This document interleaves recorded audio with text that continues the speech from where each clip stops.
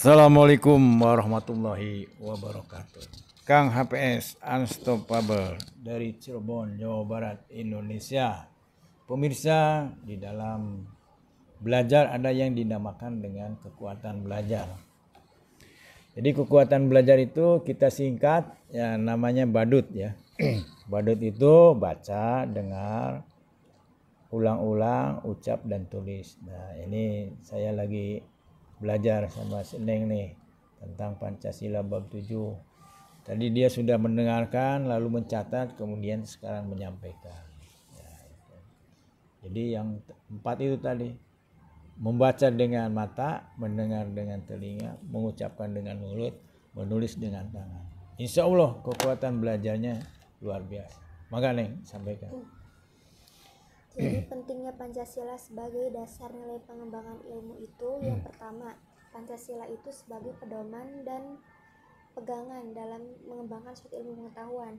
Jadi ilmu pengetahuan dan teknologi yang kita kembangkan atau yang kita peroleh itu harus digunakan dengan sebaik-baiknya sesuai dengan nilai-nilai Pancasila. Jadi semuanya itu harus merujuk kepada nilai-nilai Pancasila. Terus misalnya contoh yang tidak sesuai dengan nilai Pancasila yaitu pengeboman Hiroshima dan Nagasaki.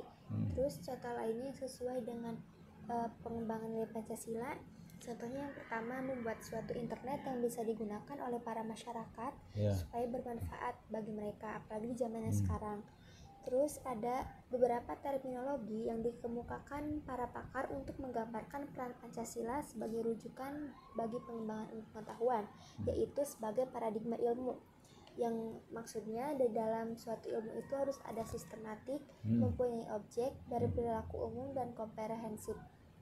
Kemudian pentingnya Pancasila sebagai dasar nilai pengembangan bagi mahasiswa adalah untuk memperlihatkan peran Pancasila sebagai rambu-rambu normatif bagi pengembangan ilmu pengetahuan di Indonesia. Contohnya ini berarti kita harus benar-benar mengikuti Pancasila. Apa yang dilarangnya dan apa yang diperbolehkan dari dalam Pancasila itu sudah sesuai dengan norma-norma yang berlaku di Indonesia. Udah. Nah itu ya, jadi Pancasila itu sebagai sumber nilai di dalam pengembangan ilmu pengetahuan dan teknologi ya. Kita misalnya sila pertama tuh, ketuhanan yang Maha Esa ya. Mana yang ilmu pengetahuan yang sesuai dengan sila pertama, mana contohnya yang tidak sesuai itu. Tadi ya Hiroshima ya. Nah, pengembangan itu sebagai orang Islam kan takwa itu intinya. Intinya itu adalah memberi. Nah, memberi itu harus ada yang diberikan. Maka kita sebagai bangsa Indonesia harus mempunyai kemampuan untuk memberi. Namanya itu infak. Jadi infak itu memberi sesuatu dalam bentuk harta. Kalau sedekah itu memberi sesuatu dalam bentuk harta, dalam bentuk senyum, dalam bentuk ilmu, dalam bentuk tenaga, juga itu namanya sedekah. Nah, artinya apa? Sumber nilai Pancasila itu hal-hal yang bersifat pribadi kembali kepada agama yang dianutnya oleh rakyatnya. Islam sesuai dengan nilai-nilai Islam. Sebenarnya kalau kita gali itu, ditelaah itu, diteliti ya, 90% nilai Pancasila itu sama dengan Islam begitu ya, kurang lebih. Artinya apa? Islam dan Pancasila itu sebangun ya. Karena apa? Karena Pancasila itu digali daripada agama yang ada di Indonesia, kemudian kebudayaan dan adat istiadat. Jadi ya hampir sama ya.